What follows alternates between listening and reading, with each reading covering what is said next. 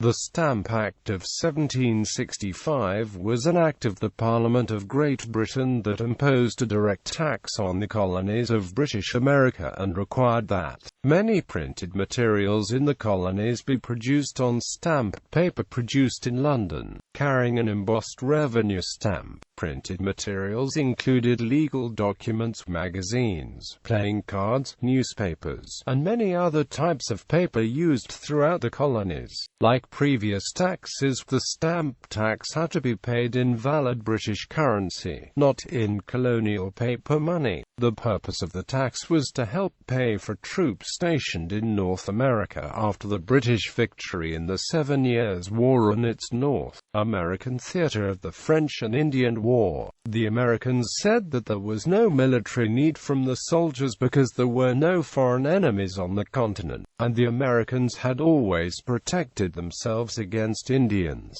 They suggested that it was actually a matter of British patronage to surplus British officers and career soldiers who should be paid by London. The Stamp Act was very unpopular among colonists. A consensus considered it a violation of the rights as Englishmen to be taxed without their consent that only the colonial legislatures could grant. The slogan was, "No taxation without representation."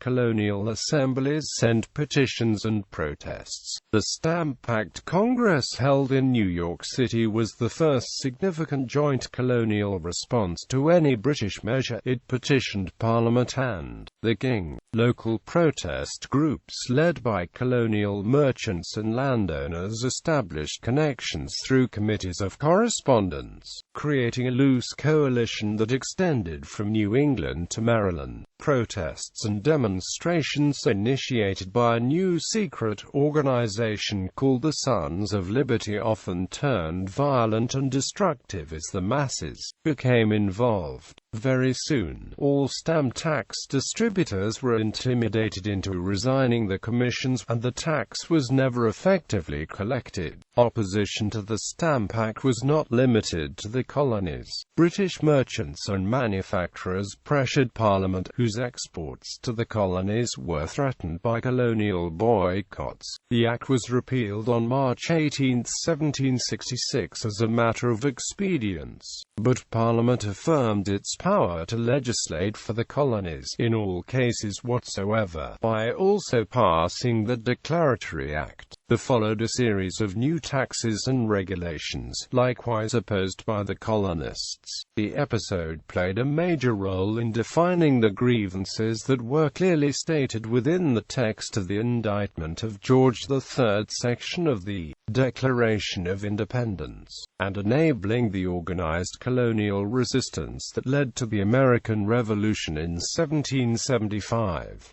Background: the British victory in the 7 Years' War, known in British America as the French and Indian War, had been won only at a great financial cost. During the war, the British national debt nearly tripled, rising from £72,289,673 to almost £329,586,789 by 1764. Post-war expenses were expected to remain high because the Bute Ministry decided in early 1763 to keep 10,000 British regular soldiers in the American colonies, which would cost about £225,000 per year, equal to £29,733,429 today. The primary reason for retaining such a large force was that demobilizing the army would put 1,500 officers out of work, many of whom were well connected in Parliament. This made it politically prudent to retain a large peacetime establishment, but Britons were averse to maintaining a standing army at home, so it was necessary to garrison most of the troops elsewhere, stationing 10,000 troops to separate American Indians and frontiersmen was one role. The outbreak of Pontiac's rebellion in May 1763 apparently reinforced the logic of this decision, as it was an American Indian uprising against the British expansion. The main reason to send 10,000 troops deep in the wilderness was to provide billets for the officers who were part of the British patronage system. John Adams said, "Revenue is still demanded from America, and appropriated to the maintenance of swarms of officers and pensioners in idleness and luxury." George Grenville became Prime Minister in April 1763 after the failure of the short-lived Bute ministry, and he had to find a way to pay for this large peacetime army. Raising taxes in Britain was out of the question, since there had been virulent protests in England against the Bute ministry's 1763 cider tax, with Bute being hanged in effigy. The Grenville ministry therefore decided that Parliament would raise this revenue by taxing the American colonists without their consent. This was something new. Parliament had previously passed measures to regulate trade in the colonies, but it had never before directly taxed the colonies to raise revenue. Politicians in London had always expected American colonists to contribute to the cost of their own defense. So long as a French threat existed, there was little trouble convincing colonial legislatures to provide assistance. Such help was normally provided through the raising of colonial militias, which were funded by taxes raised by colonial legislatures. Also, the legislatures were sometimes willing to help maintain regular British units defending the colonies. So long as this sort of help was forthcoming, there was little reason for the British Parliament to impose its own taxes on the colonists. But after the Peace of 1763, colonial militias were quickly stood down. Militia officers were tired of the disdain shown to them by regular British officers, and were frustrated by the near impossibility of obtaining regular British commissions. They were unwilling to remain in service once the war was over. In any case, they had no military role, as the Indian threat was minimal and there was no foreign threat. Colonial legislators saw no need for the British troops. The Sugar Act of 1764 was the first tax in Grenville's program to raise a revenue in America, which was a modification of the Molasses Act of 1733.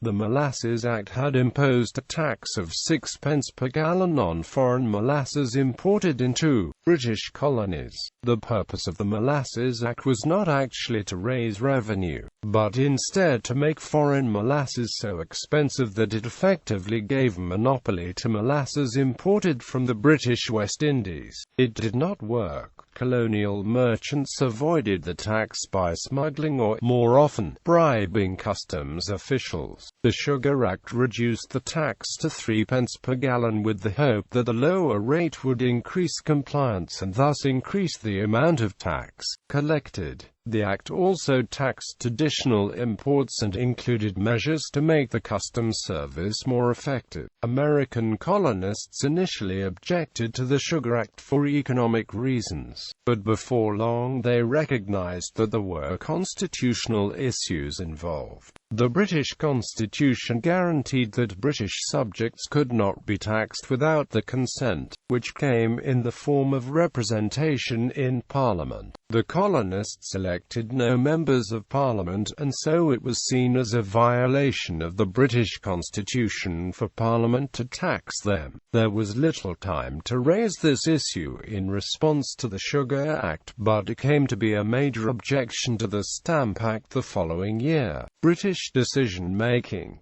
Parliament announced in April 1764, when the Sugar Act was passed, that they would also consider a stamp tax in the colonies. Opposition from the colonies was soon forthcoming to this possible tax, but neither members of Parliament nor American agents in Great Britain anticipated the intensity of the protest that the tax generated. Stamp Acts had been a very successful method of taxation within Great Britain. They generated over £100,000 in tax revenue with very little in collection expenses. By requiring an official stamp on most legal documents, the system was almost self-regulating. A document would be null and void under British law without the required stamp. Imposition of such a tax on the colonies had been considered twice before the 7 Years' War and once again in 1761. Grenville had actually been presented with drafts of colonial stamp acts in September and October 1763, but the proposals lacked the specific knowledge of colonial affairs to adequately describe the documents subject to the stamp. At the time of the passage of the Sugar Act in April 1764, Grenville made it clear that the right to tax the colonies was not in question, and that additional taxes might follow, including a stamp tax.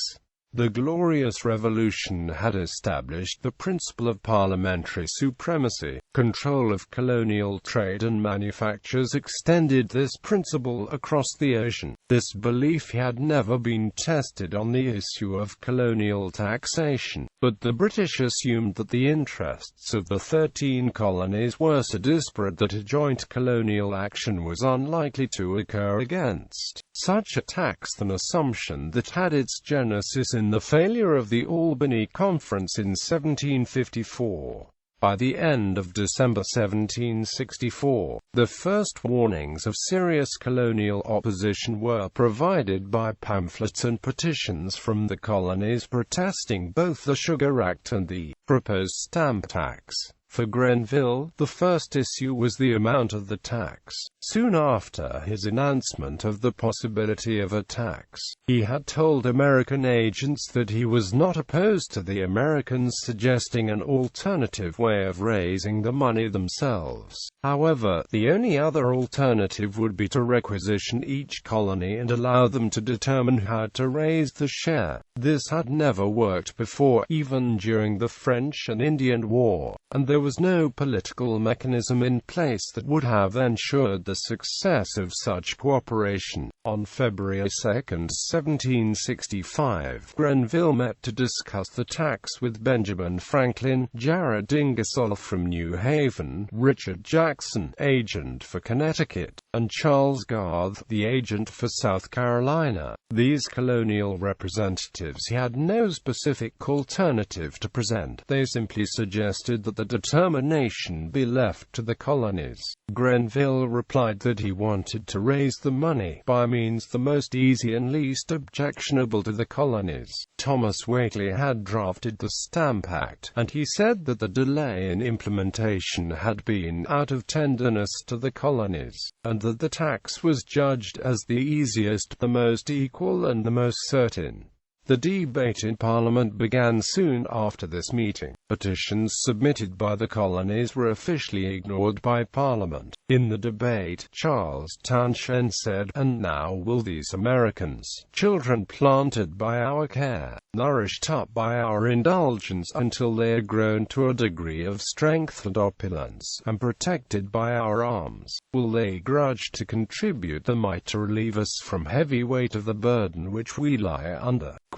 This led to Colonel Isaac Barry's response: "They planted by your care. No, your oppression planted them in America. They fled from your tyranny to a then uncultivated and unhospitable country where they exposed themselves to almost all the hardships to which human nature is liable, and among others to the cruelties of a savage foe, the most subtle, and I take upon me to say, the most formidable of any people upon the face of God's earth. They nourished by your indulgence." They grew by your neglect of them. As soon as you began to care about them, that care was exercised in sending persons to rule over them in one department and another, who were perhaps the deputies of deputies to some member of this House, sent to spy out their liberty, to misrepresent their actions and to prey upon them, men whose behavior on many occasions has caused the blood of those sons of liberty to recoil within them. They protected by your arms, they have nobly taken up arms in your defense, have exerted a valor amidst their constant and laborious industry for the defense of a country whose frontier, while drenched in blood, its interior parts have yielded all its little savings to your emolument. The people, I believe, are as truly loyal as any subjects the king has, but a people jealous of the liberties and who will vindicate them if ever they should be violated. But the subject is too delicate, and I will say no more. Details of tax. The Stamp Act was passed by Parliament on March 22, 1765, with an effective date of November 1, 1765. It passed 205 to 49 in the House of Commons and unanimously in the House of Lords. Historians Edmund and Helen Morgan described the specifics of the tax. The highest tax, £10, was placed on attorney licenses. Other papers relating to court proceedings were taxed in amounts varying from 3d to 10s. Land grants under 100 acres were taxed 1s, 6d, between 100 and 200 acres 2s, and from 200 to 320 acres 2s, 6d, with an additional 2s 6d for every additional 320 acres. Cards were taxed a shilling a pack, dice 10 shillings, and newspapers and pamphlets at the rate of a penny for a single sheet and a shilling for every sheet in pamphlets or papers totaling more than 1 sheet and fewer than 6 sheets in octavo, fewer than 12 in quarto, or fewer than 20 in folio. The high taxes on lawyers and college students were designed to limit the growth of a professional class in the colonies. The stamps had to be purchased with hard currency, which was scarce, rather than the more plentiful colonial paper currency. To avoid draining currency out of the colonies, the revenues were to be expended in America, especially for supplies and salaries of British Army units who were stationed there. Two features of the Stamp Act involving the courts attracted special attention. The tax on court documents specifically included courts exercising ecclesiastical jurisdiction. These type of courts did not currently exist in the colonies, and no bishops were currently assigned to the colonies, who would preside over the courts. Many colonists or their ancestors had fled England specifically to escape the influence and power of such state-sanctioned religious institutions, and they feared that this was the first step to reinstating the old ways in the colonies. Some Anglicans in the northern colonies were already openly advocating the appointment of such bishops, but they were opposed by both Southern Anglicans and the non-Anglicans who made up the majority in the northern colonies. The Stamp Act allowed Admiralty Courts to have jurisdiction for trying violators, following the example established by the Sugar Act. However, Admiralty Courts had traditionally been limited to cases involving the high seas. The Sugar Act seemed to fall within this precedent, but the Stamp Act did not, and the colonists saw this as a further attempt to replace the local courts with courts controlled by England.